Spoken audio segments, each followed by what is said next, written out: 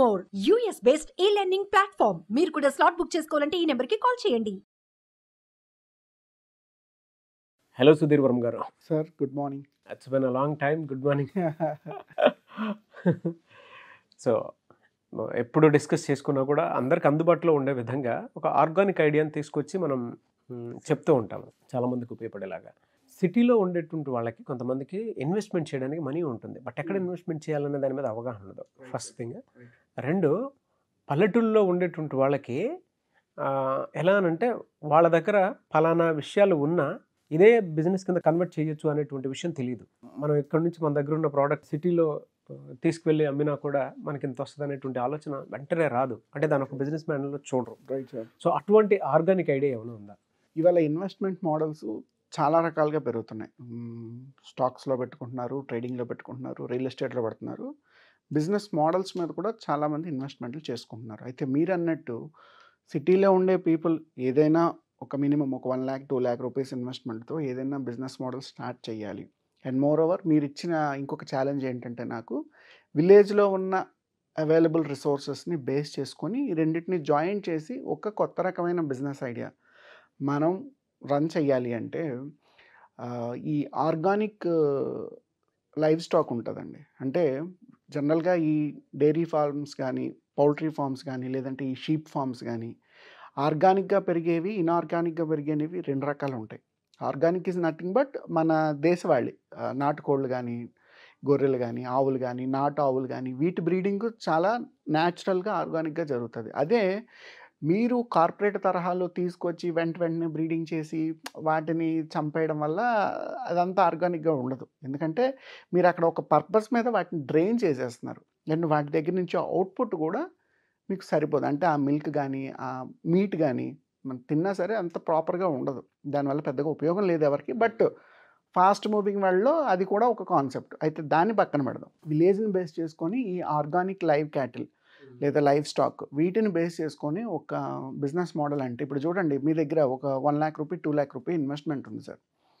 You want to make some ఈ quick returns like coming 6 monthsలో 1 yearలో కొంచెం తొందరగా డబ్బులు తీద్దాము అనుకుంటే విలేజెస్లో ఆల్రెడీ పీపుల్ వీటిని మెయింటైన్ చేసేవాళ్ళు ఉంటారు. సో వాళ్ళకి కొని వీటిని అప్పచెప్పండి. ఒక సామెత ఏంటంటే, ఒక నాటుకోడి ఉంటుంది. మీరు జనరల్గా ఊర్లో నాటుకోడిని పట్టుకునే ప్రయత్నం చెయ్యాలి అంటే చాలా కష్టం అవుతుంది. ఎందుకంటే ఎక్కడ పడితే అక్కడ దొరికింది తింటుంది, స్పీడ్గా పరిగెడుతుంది, బలం ఎక్కువ ఉంటుంది.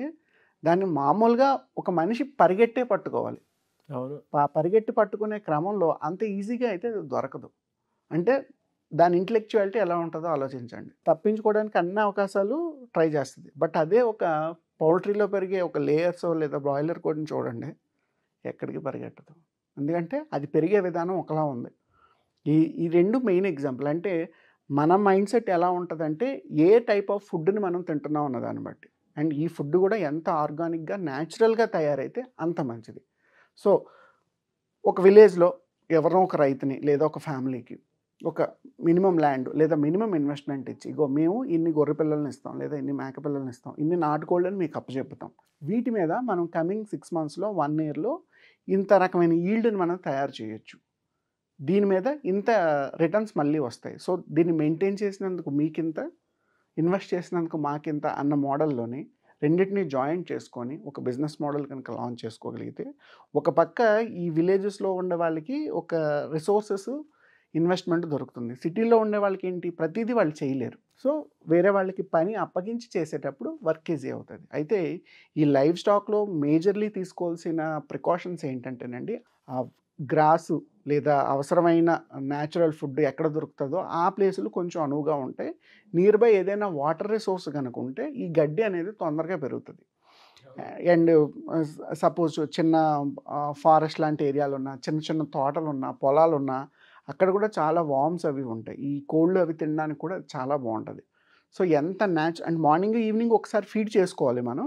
And apart from that remaining day టైంలో వాటిని ఒకే ప్లేస్లో ఉంచకుండా కొంత ప్లేస్ వదిలేసి ఒక బౌండరీ కనుక ఫిక్స్ చేయగలిగితే ఆ ఏరియాలో ఉండే గ్రాస్ని కానీ లేదా రిమైనింగ్ ఫుడ్ని కానీ అవి తింటూ వాటిని డైజెస్ట్ చేస్తూ మీటిని అలా ఆర్గానిక్గా ప్రొడ్యూస్ చేస్తాయి.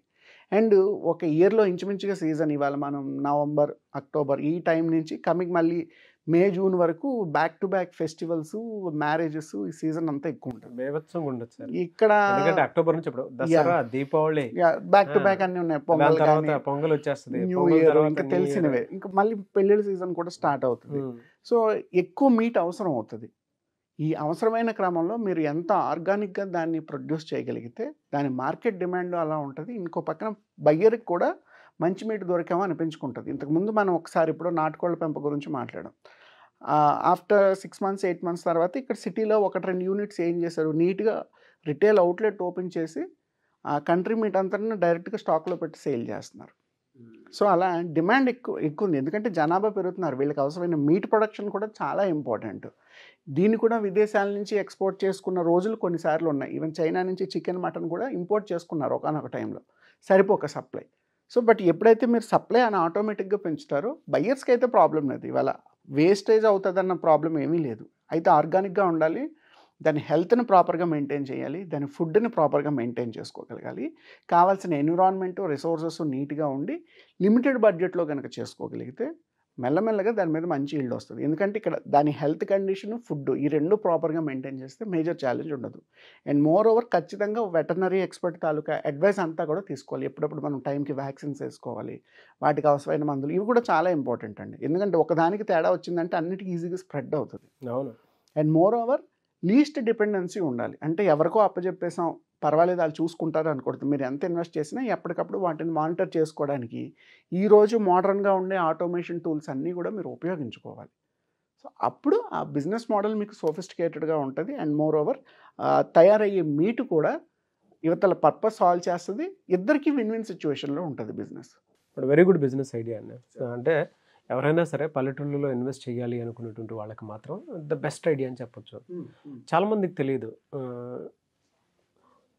ఒక కొన్ని ఫర్ ఎగ్జాంపుల్ ఒక ఇనీషియల్ టైంలో ఒక 5 తీసుకున్నా సరే, కోళ్ళు అయినా సరే, మేకలైనా సరే, జనరల్గా ఒక 5 తీసేసుకొని ఇన్ని మంత్స్ లేదంటే ఇన్ని డేస్ అని అనుకున్న తర్వాత కరెక్ట్ పొంగల్ టైంకి ఏది ఆగదండి. జనవరి 1st అంటే క్రిస్మస్ టైంకో పొంగల్ టైంకి ఏది ఆగదు. కనీసం ఈ రోజు నుంచి పెట్టుకున్నా కూడా. అండ్ దీంట్లో ఇంకొకటి కూడా ఉంది, మీరు ఇందాక పెళ్ళిళ్ళ సీజన్ అన్నారు. ఈవెన్ దాన్ని జనవరి నుంచి స్టార్ట్ చేసినా కూడా మేలో ఖచ్చితంగా అన్నీ ఇదైపోతాయి. ఎందుకంటే అది సీజన్, దాని తగ్గట్టు ఏది ఉంటుంది. దాని తర్వాత వర్షాకాలం అవి కాబట్టి మీరు ఇందాక అన్నట్టు కొంచెం హెల్త్ ఇష్యూస్ కూడా వస్తూ ఉంటాయి కాబట్టి వెటర్నరీ వాళ్ళ హెల్ప్ తీసుకుని ముందుకెళ్లాల్సినటువంటి అవసరం ఉంటుంది. అండ్ దీంట్లో పల్లెటూళ్ళలో ఎలా ఉంటుందంటే 10,000 రూపాయలతోనూ 20,000 లేదంటే 25,000 రూపాయలతో చిన్న చిన్నవి తీసుకొని 3 months 4 months ఫీడింగ్ అలా అనుకున్నా కూడా, అంటే ఈ మేకలు కానివ్వండి లేదంటే కోళ్ళు కానివ్వండి తీసుకున్నా కూడా ఇనీషియల్గా ఇంత పెట్టి ఇన్వెస్ట్ చేసినా అట్లీస్ట్ దాని మీద ఒక 50,000 రూపాయల నుంచి పెట్టినా కూడా 3 months తర్వాత అది ల్యాక్స్లో తెలుస్తుంది దాని రిటర్న్స్. పెంచేదాన్ని బట్టి ఉంటుంది. అండ్ మీరు ఇందాక చాలా మంచి మాట అన్నారు, ఫారంలో పెరిగేటువంటి కోడి ఎప్పుడూ కూడా దాని వాతావరణంలో ఏ ఫుడ్ పెట్టి ఏ ఇది పెట్టి ఇచ్చేస్తామో దాని మీద ఉంటుంది. అదే పల్లెటూరులో ఒక కోడిని పట్టుకోవాలనుకుంటే పొరపాటుగా మన వల్ల కాదు. మనకి కోడిని కానీ మేకని కానీ పట్టుకోవాలనుకున్నప్పుడు మన వల్ల కాదు. అంటే తినే ఫుడ్ అలాంటిది, ఆ లిబర్టీలో ఉంటుంది. ఆ ఫ్రీగా ఉన్న ఫుడ్ మొత్తం తినేసి యాక్టివ్గా హెల్తీగా ఉంటుంది. నాటుకోడికి అంత demand. Very good business idea అండి. Thank you so much for that. ఎక్కువగా అంటే ఇలాంటిది ఒకటి ఉంది అని పల్లెటూరులో ఉండేటువంటి వాళ్ళకి తెలియదు కాబట్టి అడుగుతున్నాను. సో సిటీకి వచ్చిన తర్వాత సిటీలో సేల్ చేయాలి అని అంటే ఎలా అండి? సిటీ సేల్స్ నవ్వేడేస్ చాలా సింపుల్ అండి. అంత మనం కష్టపడాల్సిన అవసరం ఏం లేదు. ఎందుకంటే గేటెడ్ కమ్యూనిటీస్, విల్లాస్, ఈ కల్చర్ పెరుగుతుంది. అండ్ ఈ వీక్లీ స్టాక్ పాయింట్స్ పెరుగుతున్నాయి ఎక్కువగా. ఇప్పుడు చూడండి మార్కెట్లో చాలా కార్పొరేట్ బ్రాండ్స్ చికెన్ అమ్మే ఉన్నాయి. ఎస్పెషల్లీ అదే చైన్ ఓన్లీ నాటుకోళ్ళు అమ్మండి మీరు. ఇప్పుడు పేర్లు అనవసరం, పేర్లు ఎందుకు చెప్పట్లేదంటే ఊరికే చాలా కార్పొరేట్ బ్రాండ్స్ బాయిలర్ చికెన్ అమ్ముతున్నాయి. అలాంటి చైన్ ఒకటి ఓన్లీ నాటుకోళ్ళ మాంసం మాత్రమే ఈ చికెన్ షాప్లో దొరుకుతుంది అన్నది ఒక చైన్ మెయింటైన్ చేస్తే అందరూ వచ్చి అక్కడ తీసుకుంటారు. వీళ్ళకి సప్లై డైరెక్ట్గా అక్కడికి ఇచ్చేయడానికి అవుతుంది. సో అదొక కొత్త కాన్సెప్ట్, అలా కూడా మనం ట్రై చేయొచ్చు. అండ్ మోర్ ఓవర్ స్టాక్ పాయింట్స్కి నిజంగా వరీ అవ్వక్కర్లేదు. మనం ఈ రైతు బజార్లు మాట్లాడుకున్నా, లేదు గేటెడ్ కమ్యూనిటీలకు రెగ్యులర్గా మీట్ సప్లై చేసే వెండర్స్ కూడా పెరుగుతున్నారు. వాళ్ళతో మనం అసోసియేట్ టైఅప్ చేసుకున్నా అంతకన్నా సింపుల్గా చెప్తా. ఒక చిన్న వాట్సాప్ నెంబరు లేదా ఒక చిన్న మొబైల్ యాప్ లాంటిదో డెవలప్ చేసుకొని ఎవరెవరికి ఎప్పుడెప్పుడు మీట్ కావాలో మనం ఆర్గానిక్గా ఆర్డర్స్ తీసుకొని డెలివరీ చేసినా సరిపోతుంది. వెరీ గుడ్ ఐడియా అండి. Thank you so much Sudheer Varma garu. Thank you sir, have a good day.